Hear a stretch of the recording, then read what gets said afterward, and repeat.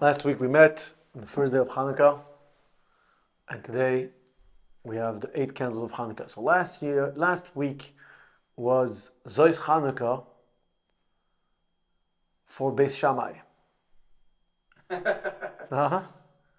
Last week was Zois Hanukkah for Beis Shammai. Today is Zois Hanukkah for Beis Hillel. Now, how do we know if Zois Hanukkah is really today or not last week? Zois Hanukkah, and this is Hanukkah. Why is this Hanukkah? Because now you have the full set. Right, the full force of all the lights of Hanukkah are full. All the lights of Hanukkah are fully shining and lit. How do you know that it's not the first day of Hanukkah and it should be like Beis Shammai? So there's a beautiful remez that Hanukkah is Rashi Teves, is the initial letters stand for Chet Nerot v'Halacha kevet Hillel. 8 candles and Halacha is like Bet Hillel, which is Bet Shammai says first day we light 8, Keneged Yamim Hayotzim, Keneged Yamim Nichnasim, and Beis Hillel says Keneged Yamim Hayotzim, according to the days that are coming, the upcoming days. 1 day went by, so we light 1, 2 days went by, we light 2, etc. And tonight we light 8. A brief explanation of the difference. Why would they have opposite opinions? Meaning, we know that Bet Shammai and Bet Hillel argue on a lot of things, but do they have to argue? Why couldn't they agree that Hanukkah is 8 candles, and every day you light 1 additional candle, right? But since we know that their arguments are not only rational arguments, they're not only rational arguments, their arguments are rooted in their roots, in their source of their souls, their minds, their divine energy. We know that Beis Hillel is more tending to go to the side of positivity, more lenient. We know that Beis Shammai is more strict, more disciplined, and that explains also the idea that the Rebbe brings down many times, which is a fascinating idea. According to Beis Shammai, we focus on the bekoach, on the potential. According to Bet Hillel, we focus on the befoal, on the real. So Bet Shammai goes according to the 8 days that are potentially about to arrive. So we light. In other words, for Bet Shammai, the potential is already there. So the first night, there's 8 days of Hanukkah coming up. So you light 8 candles. Potentially, there's 8 days, so you apply the potential. But Hillel goes according to the real, to reality, before. So there's only 1 day, and therefore you grow as the day go by. But the fact is that tonight is 8 candles of Hanukkah, and we call this Zot Hanukkah. This is Hanukkah. Why? And very simple. Because strategically, when you battle an enemy, you start wrestling the enemy and you progressively try to hit the enemy. And you hit him once, and a second time, and a third time, etc., etc. But at some point, there is what we call the knockout, right? The knockout is not another hit. It's not another punch. It's not another attack. It's the attack that is making sure that there's no longer any possibility for any other attacks from the enemy. This is the jab that comes and destroys the enemy. Zois Hanukkah is not just another light of Hanukkah. This is the final hit, the final punch that destroys and defies the darkness, that enables us to keep that flame, that torch alive, and making sure that every single day that is about to arrive, even though we're no longer lighting any candles, the enemy, the darkness, the cold is completely defeated. And we're committed to continue, to increase, and to reveal more light. Ein or ela Torah. Ner mizvah veTorah or. Which is the light of Torah. So l'chaim livracha, thank you everyone for coming, thank you everyone for listening, thank you everyone for tuning in. Even if when you're tuning in it's not Hanukkah anymore, it's still relevant because the light is still there. And I think technology is a big message of that, because we are having a shiur on Zot Hanukkah. Someone else will listen to it maybe in the summer. maybe in spring, maybe in a different place in the world, and he will still be able to benefit from that light. So we're grateful to Hashem for giving us the ability to spread more light in the world. L'chaim. Another important element of Hanukkah that I wish to convey is the fact that miracles of Hanukkah happened in the past, Bayamim Ha'em, but they happen also now, Bizman Hazeh. They happen all the time, and it's important to remind that the fact that there are people who pretend that we are the problem, we can always defeat them. That's number one. Though there will always be those who believe that we are the problem, we are the enemy, but the bottom line is that we can and we will defeat them. And on a more personal level, I think in our days we have seen miracles on very personal levels of people going through terrible things and seeing a radical shift and change overnight thanks to their emunah and bitachon b'Hashem. And I refer specifically to someone who is a living example of Aleph, Beis, Gimel, emunah, bitachon, and geula. This is Shalom Mordechai Halevi Rubashkin. That on the night of Zos Chanukah, I remember, like in my skin, in my soul, in my body, in my heart, like this is Nizkarim ve'na'asim bayamim ha'em bizman hazeh, how the news broke out, what exactly happened, how he was released, how he came to 770, and how the world turned so joyful that we have. I mean, I don't remember experiencing such a joy. I mean, I don't know, maybe Ya'akov Simchas Torah by the Rebbe.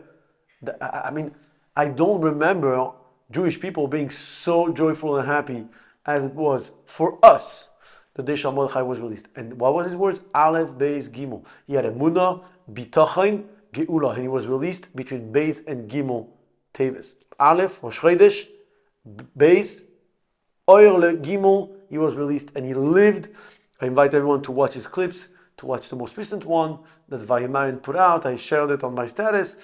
That he Pasha described how despite against all odds and despite all the darkness that he was enduring, and I think during the time he was in jail, I underestimated how terrible the conditions and the torture was.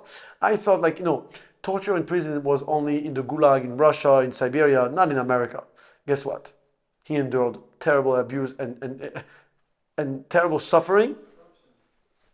Yeah, but on a personal level, anti-Semitism inside the prison with him specifically, because he was an arrogant Jew who did not submit, did not lose his trust and hope in Hashem. So he never really acknowledged the authorities in the prison.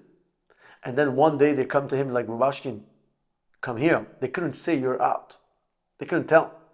And why? Because this new incoming president, this new president decided, it's like, what? So it's a miracle in our time. And I was thinking just before I came down, because I was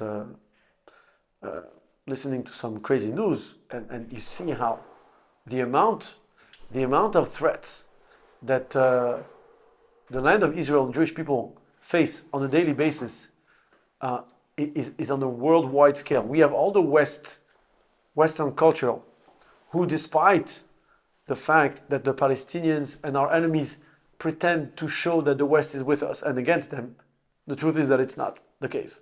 But besides that, all of the terrorist organizations and networks that push it, I was thinking of that. How many thousands of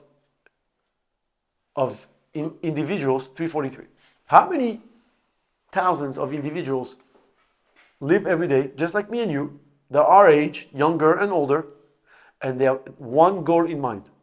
They're training to kill, destroy, take over, erase, eradicate certain people from this planet. מסכנים, אבל הם גם מסוכנים. No, they're מסכנים, אבל מסוכנים. Yeah, and they're a real threat. And you get rid of one enemy, the enemy that comes out. Look what's going on in Syria. The rebels of Syria, like, they want to take over Jerusalem. Like it's not about Syria, it's about Jerusalem. And Pakistan and Afghanistan started to wage war at each other right now. Really? Pakistan and Afghanistan. The Houthis in the Yemen, the Iran and Iraq, and the this and that, and all over the place. And isn't this Bizman Hazeh? The miracles are happening right now. And life goes almost as usual in Israel. and around the world. There hasn't been a time for Jewish people in diaspora where Judaism has been so prosperous, so legitimate. It's so legit to have a menorah outside, to have a shul, to walk around like a Jew. It never happened before. It did not exist in diaspora, in time of exile. At the same time, the threat is major, and yet we're still around. It's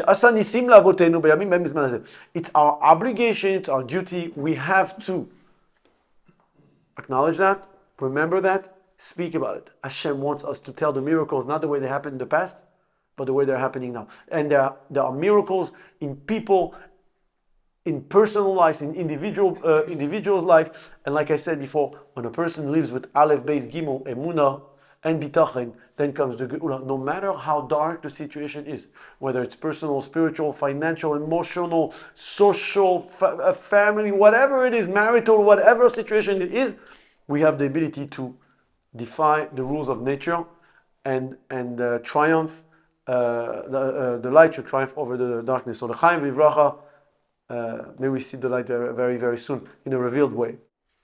So, last shiur we spent the time explaining how the reason why Hashem made it so sophisticated for our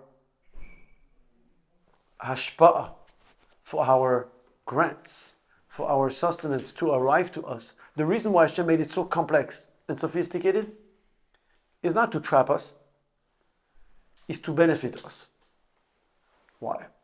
Because if it comes too raw, we're unable to process it. If it comes too revealed, we will be unable to exist. So Hashem had to calibrate properly the amount and the dosage of the energy, the way Hashem is going to provide to us, not because he's being cheap on what he's giving to us. On the contrary, he wants to make sure we can receive it, and he wants to make sure that we can actually benefit from it. So that is the reason why not only the shefa needs to go from Keter de Atzilut, from the crown of Atzilut, the highest level, through the entire 10 Sephiros of Atzilus, and there then go through another Tzimtzum contraction and go into Bria, to become a concept and an idea that is conceivable for creatures to even receive something. And then from Bria to Yetzirah, to have it, to give it a form and a shape. And from Yetzirah to Asiyah, to become physical. And even then, it has to go through Kochavim u'Mazalot, we said, through the Mazalot. Mazalot, I would name it the constellation system, the astronomical, the astronomy, the planet system. It's called the Mazalot. It does have. Astrology is the impact of the system on your mind and soul. Let's not get there. Yeah, astronomy. That's what I said, the astronomical system. He calls it here constellation. I've never used that word before. I don't know what constellation means, but the constellation system is the structure of the astre. Astre is the stars and the planets. I think these are like the rules of nature.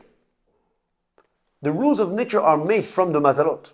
That's why astrology exists, because it's so strong, the rules of nature, that have an impact of the way you behave, has an impact of the way things happen to you, based on the day you're doing things and based on when you were born and based on a lot of other factors.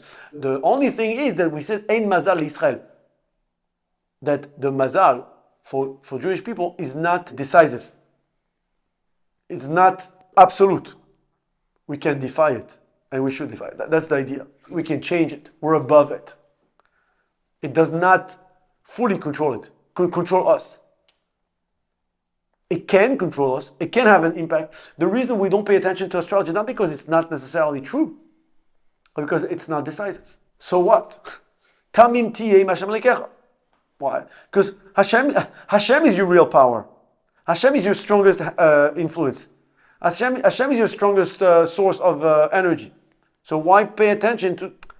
You can understand things. You can better understand how you operate and how to strategically plan to fight your natural inclinations, but it's not deciding and defining who you are, right? But the system is there. The system exists.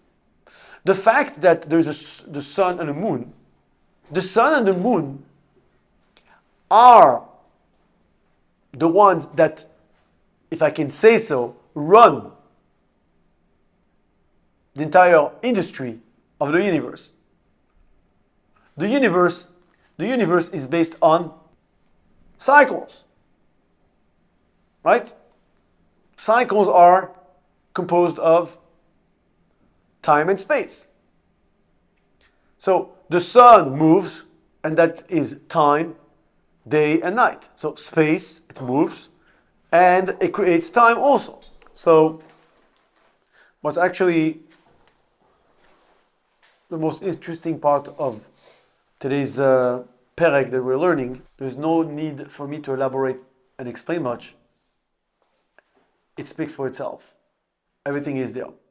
I was just explaining that the ecosystem of the planet, which we call this the nature of the universe, which is Manu Makim, which depends on the solar and the lunar system, globally speaking, does have an impact on our life, and does the lunar and solar system do run a big part of our life.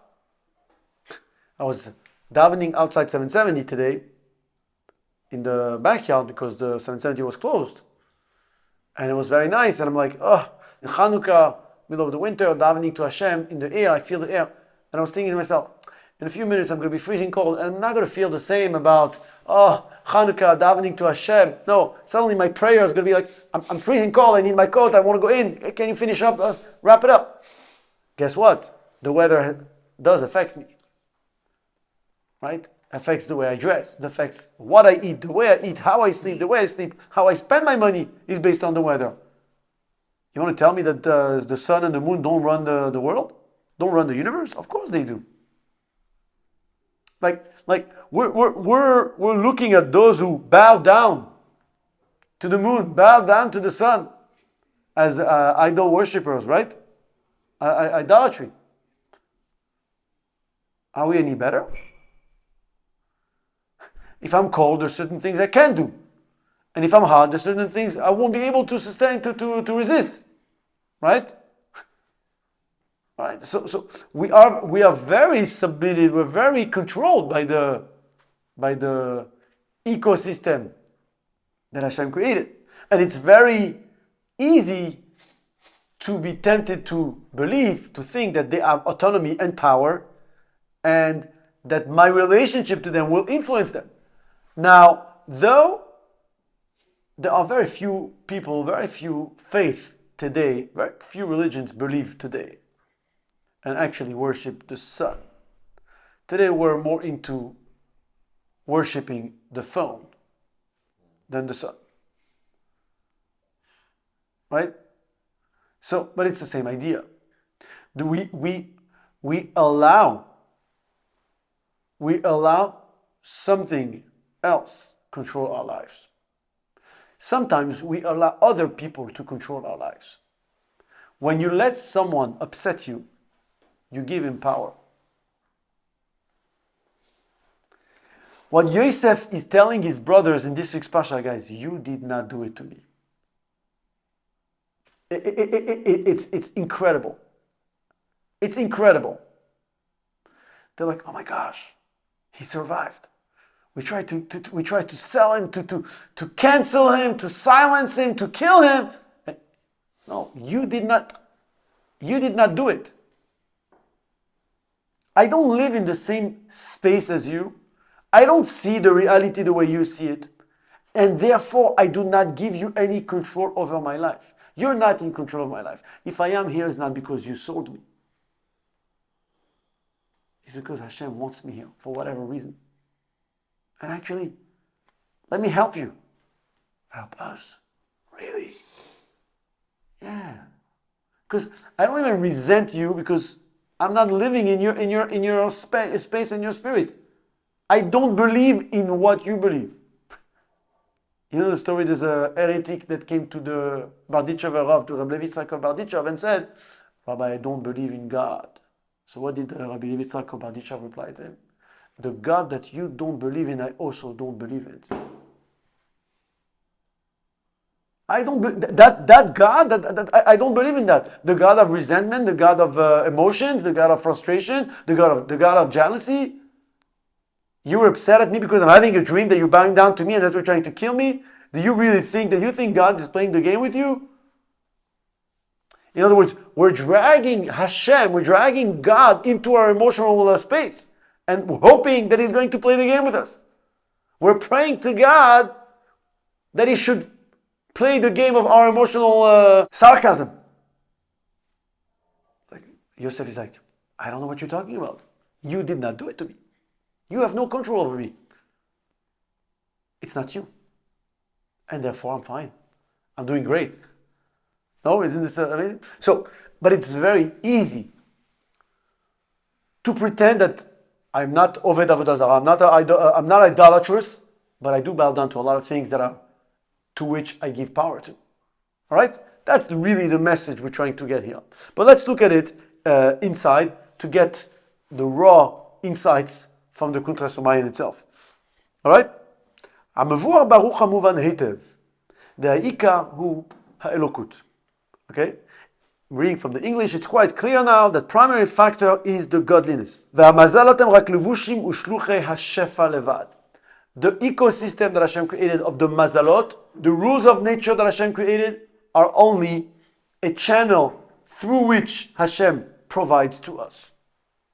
ואין בהם ממש מצד עצמם, and they don't really have any power or autonomy independently from what Hashem does through them. Just like the example of the axe that we gave. The axe doesn't chop the wood, the person chops the wood with the axe. Can't give credit to the tools for building such a beautiful building. I mean, in today's day and age, we never know what can happen. They're going to stop writing on the masterpiece of art or on the building the name of the architect. They're going to write the brand of the tractor that built it. Not to insult the company the tractor participated. You actually abused the tractor to your own service and your own needs. Like, we never know what space we live in today. But normally, a sane mind doesn't think that way. Right? Hashem is giving to us through those channels. But those channels don't have any power of choosing and deciding what, where, and when, and how much. The one who bows down to them.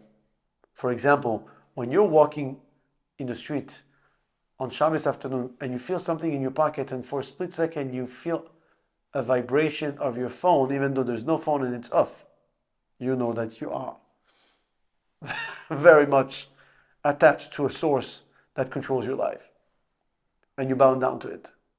Or how many times in the day I open my phone not knowing what do I need to do on it. Just as a instinct, like a few status, if you like, close it again. And then, what time is it? 2:45? 2 seconds of checking out a few apps, and I wanted to see what time is it. What am I doing? I don't even know what I'm doing. What is the phone doing to me at that moment? How much influence and impact does it have on my future? I don't pay attention to it. So I do bow down to idols.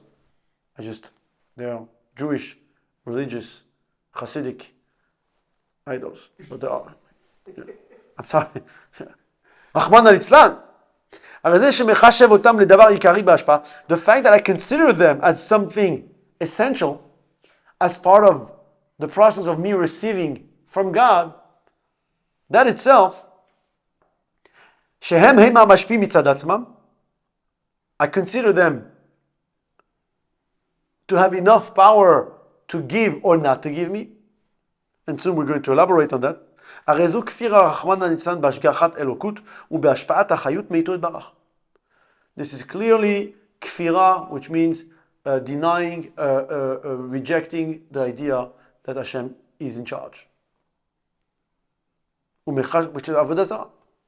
הוא מחשב את המזלות למשפיעים, דמשום זה משתחווה להם, הרי זה עובד עבודה זרה ממש. Because I consider them, that's why I bow down to them. Bow down to them is not like the Muslims do today, because very few people, the Muslims don't bow down to the sun. Even the Muslims, they bow down to something real, right? They bow down to Allah, to God. Nobody bows down to their phone. Nobody bows down to their car, to the keys, to their clothing, to the shoes, to the scarves, to the food, to their bed. I can't because. When I say I can't because I've given control, I can't learn today because I didn't sleep well last night. Legit, right? I lost control of myself. I cannot have kavana now because I'm in a rush. My car is about to get a ticket. I mean, we do that all the time, right? I have to run away from the minyan now because I have to go work because I made that up. If I really did not want this to happen, I would have arranged my life in a different way, that I wouldn't have to park in a place and start my prayer when he said that. I would have worked everything around that in a different way. But the fact that I didn't work, I consider this more important than my prayer. That's kfirah b'Kadosh Baruch Hu. But why is it this way? It is this way not because Hashem is trying to trap us and get us to fail. Hashem believes in us so much and knows that we are capable of being sent in such a mission in a foreign land, in the enemy's territory. Very few people can go in the enemy's territory, remain safe, return home, and fulfill their mission without any casualties. It's called commando, right? Elite units. We are commandos. Malachim can't do what we do. Hashem wants us to go down there. Hashem doesn't want us to observe Shabbat only. Hashem wants us to work for 6 days and then have Shabbat. Why? Because Shabbat is relevant, Shabbat is meaningful when you work for 6 days. I want you out there. Sheshet yamim ta'avod v'asita kol melachtecha. Please get involved in every possible way of creating something. Any type of melacha, I want you to get involved. V'asita kol melachtecha. But when you're there, I want you to know, it's just pretending. Because you're helping me conquer a land in the enemy's territory. You're helping me defeating a threat. Removing a threat. That's why you're going there. And you learn the language of the enemy. And you speak the language of the enemy. Mista'arvim. Right? And you just want it like one of them. But because you're smart. Because you're bright. Because you're clever. Because you're going to capture them. Not because you're falling for them. That's the only reason Hashem created this ecosystem. That's what he's saying here. The mazalot are a very thick layer that conceals completely on the divine revealed light. We don't see. Once the divine energy enters the ecosystem of the mazalot, then we don't see the elokut anymore. We don't see the divine energy. It's no longer obvious that there is God behind it. And then, and then it enters the rules of nature. Therefore, because it is becoming part of the structure of nature, therefore, I attribute to it and I give to it a certain amount of power that I feel that they're capable of controlling my life. I depend on them. I depend on the system. I have to go to college to get a degree, to get a job. Otherwise, Hashem can't give me what I need without that degree. For example, משום זה יש להם מקום לדמות שהשפעים מהמזלות, שאם לא היה האור האלוקים מוסתר ונעלם כל כך, היו הכל יודעים שהשפעים מאת השם. If there wouldn't be that very thick screen, that very thick sack that we call the mazalot, that covers up on the source of the light, it wouldn't be very obvious where it comes from. רק מפני ריבוי העלמות והסתרים הנעשים על ידי לבושי המזלות, הנה משום זה טעו הטועים. People make the mistake לחשוב גם את הלבושים למציאות דבר מה. We consider them as something. אמנם, בשביל הנהגת העולם כפי רצונו יתברך שיהיה גשמי והתהוות והחיות תהיה בדרך הנעלם Hashem wanted to create a world, a universe, where we don't see Him present. That's where it begins. And the reason He did that, because there's a game here. It's actually, there's a game at, spoke on Hanukkah, we had a Hanukkah meal, and I explained that really creation is a story, is a romantic story. The prince sent the princess on the journey, and they get lost, and he's searching and looking for her, and Hashem created a whole thing, and he's looking for ways to attract the princess, the bride, again to come back home. And that's what's really going on. So Hashem had to hide Himself to see if the princess is going to remain loyal to the prince, or she's going to go for another man. She's going to find another husband. That's really the game. So that's why Hashem created this universe in such a way that He's not obviously present and revealed in the universe. בשביל זה גופה שהתלבש החסד בלבושי הטבע, ויהיה לפי ערך הנבראים שלמטה. ואם היה אלוקות מאיר בגילוי שלו, היה מוסתר בלבושים הנ"ל. Imagine that every month, think for a second, תאר לעצמך, every month there's a bird that comes with a paycheck on your window in the morning and says, from God. This is your allowance for the month. Right? Today is Rosh Chodesh Tevet and January 1st. So, according to any payroll, you're getting your paycheck today. Right? So, new month, secular and Jewish month. Imagine that every day your food would fall from heaven, ready for you. Would you have any challenges in life? Would you have any motivation to search for more, to try to create more, to produce more, to resolve more? Would you have any aspiration? Or like, it's coming. So there's a reason why Hashem created it this way. ולא הייתה השפעה למעלה מהטבע, ולא היו נבראים שבטבע יכולים לקבל השפעה. דהיינו טוב כזה שאינו לפי ערכם. ומשום זה צריך להיות התלבשות בלבושים. רק צריכים לדע שזהו חסד עליון הנקצב לנו מאת השם דווקא. The reason why it says, בתחילה עלה בדעתו לברוא את העולם במידת הדין, ראה שאין העולם מתקיים שיתף עמו מידת הרחמים. Right? בראשית בר אלוקים, in the beginning Hashem created the world with Elokim. Elokim is din. Din is justice. Justice means discipline. Hashem concealed Himself. He saw that if He conceals Himself too much, it won't be able to sustain. So He revealed Midat HaRachamim, His attribute of mercy. And that's how the world is balanced. Godliness is concealed, but there is an attribute of mercy that reveals itself. The concealment itself is merciful. The Gvura of Hashem is Chesed. Why? Because the reason Hashem is applying Gvura on you is for you to be able to receive His Chesed properly. The reason you take the wooden pencil and you sharpen it, which is cutting it, which is breaking it, which is removing layers, is in order to create a very thin tip and pencil that will allow you to write the most refined message. Yes, you're cutting, you're breaking, but this is what actually allows you to create, to convey the message that would have not been possible otherwise. So the Gvura is the Chesed. In the Gvura there is the Chesed.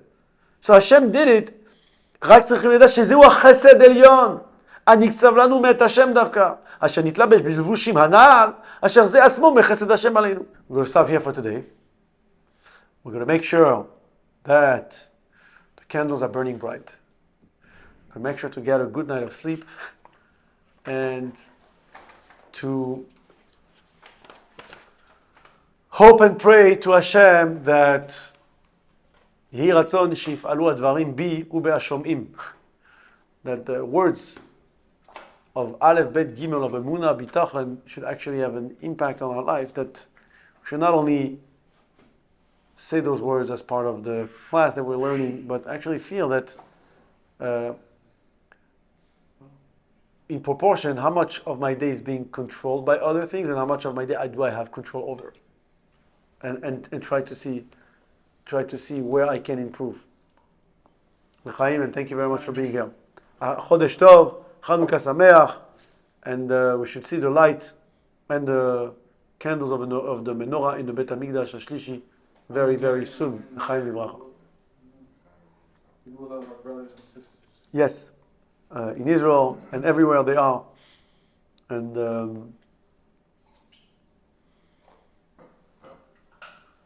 yeah, I think